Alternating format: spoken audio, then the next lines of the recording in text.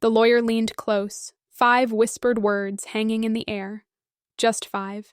And Vincent's face, that smug, complacent mask I'd faced over coffee for 15 years, drained of all color.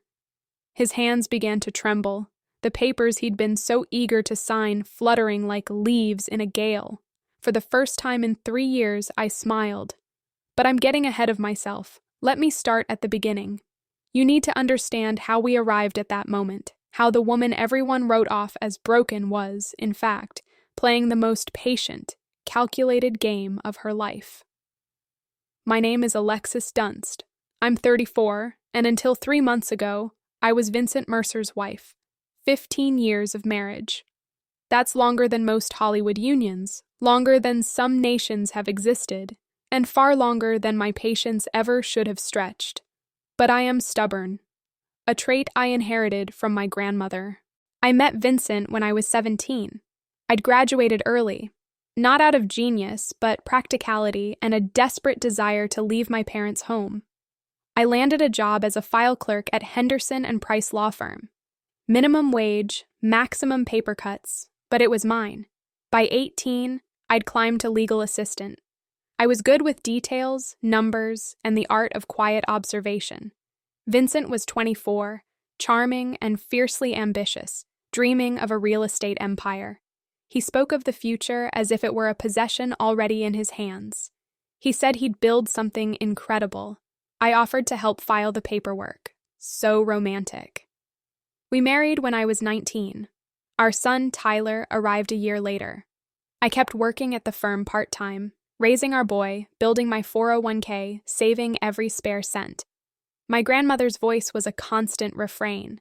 A woman should have her own money, not secret money, just her own, something no one can touch.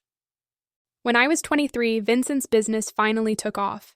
He asked me to quit and help him full-time, to manage the books, handle clients, coordinate contractors, someone he could trust completely. So I became his unpaid everything: bookkeeper, office manager, client liaison, decorator, marketing coordinator, event planner, all while raising Tyler and running our home. My official title was wife. My real title was everything else.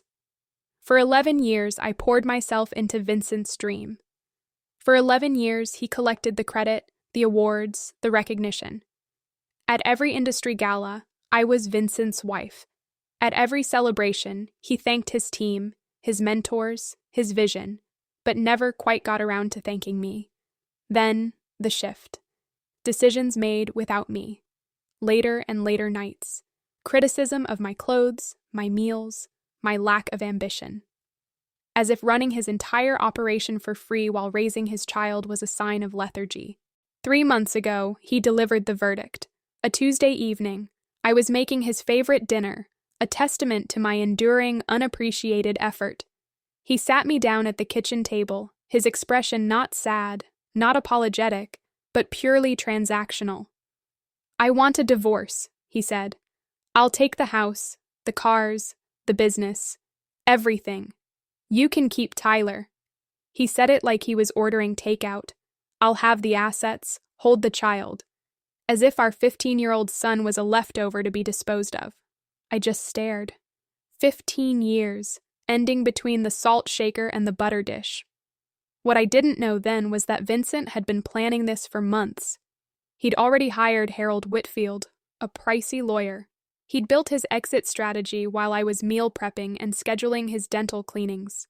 The next day, his mother, Lorraine, appeared, a woman who'd treated me as hired help for a decade and a half.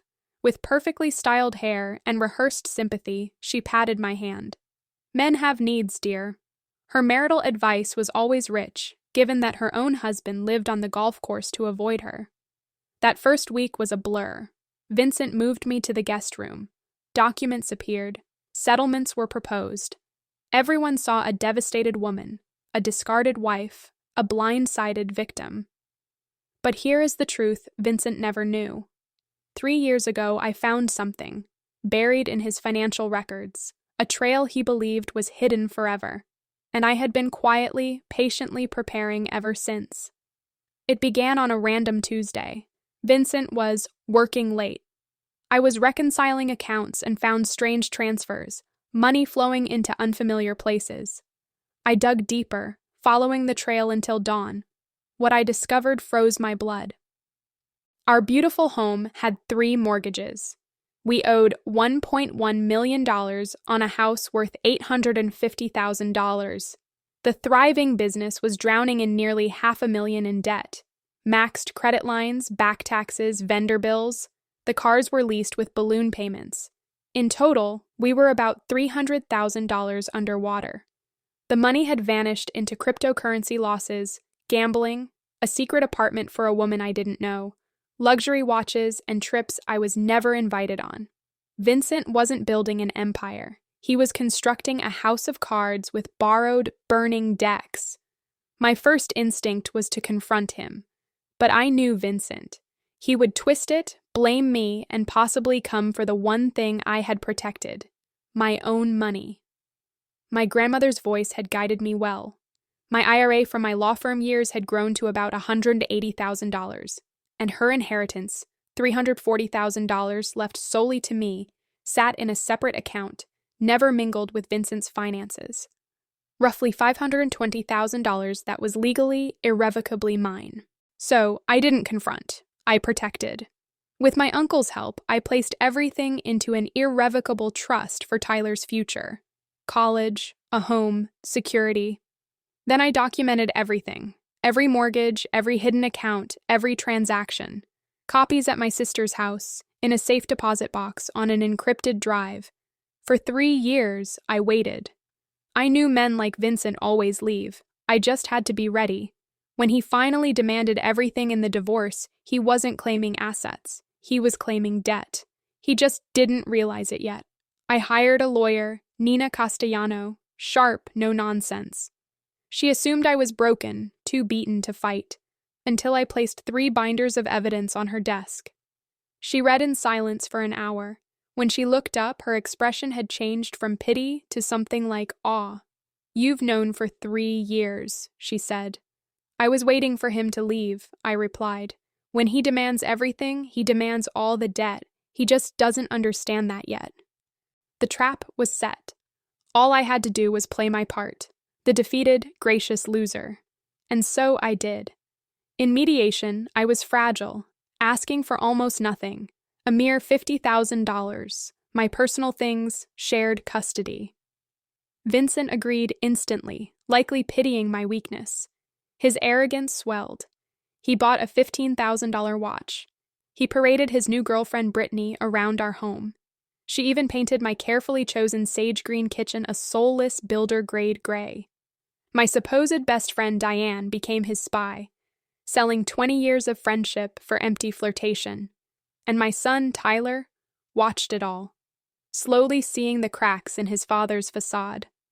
Through it all, Nina prepared the final blow.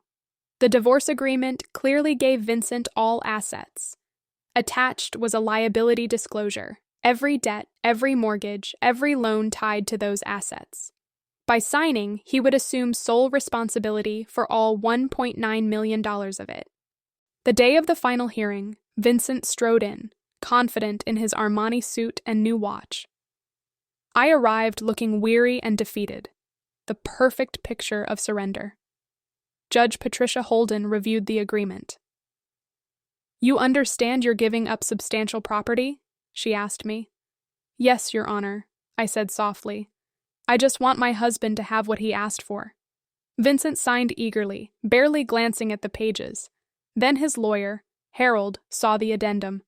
He paled, whispering urgently to Vincent, "You're assuming all debt." Vincent brushed him off until he saw the numbers himself. The color drained from his face. "This isn't right. This is fraud." But it was too late.